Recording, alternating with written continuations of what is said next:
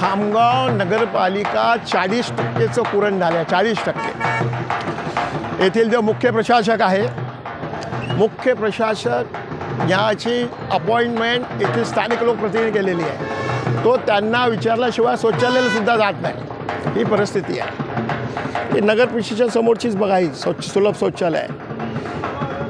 रस्त्यापासून highway 6 metre आतमध्ये ते शौचालय बांधायला पाहिजे. रस्त्याला बांधलेलं आहे.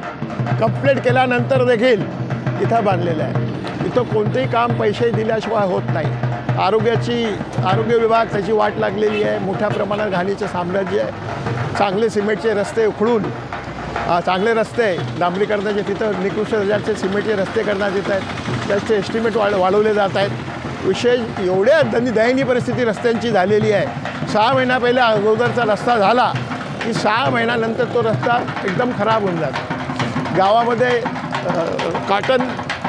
बिर्ला कॉटन म्हणून आहे, कोट्यवधी रुपयाची जागा आहे. ही इथे स्थानिक लोकांच्या माध्यमातून ते एखाद्या टोळीला देण्याचं त्यांचं काम या माध्यमातून सुरू झालेलं आहे.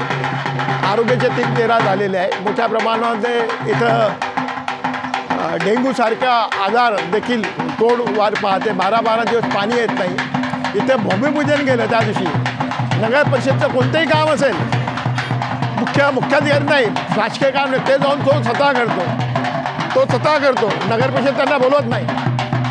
अशी परिस्थिती आहे. पण त्याचा धिक्कार करण्याकरिता, निषेध करण्याकरिता हे आम्ही केलेलं आहे. त्या माध्यमातून आम्ही त्यांना बोललेलं आहे की आम्हाला सर्व माहिती द्या. हे काही सरकार काही करणार नाही. त्या माध्यमातून आम्ही न्यायालयात दाद मागू. वेळप्रसंगी त्याच्या तोंडाला काळ घालू.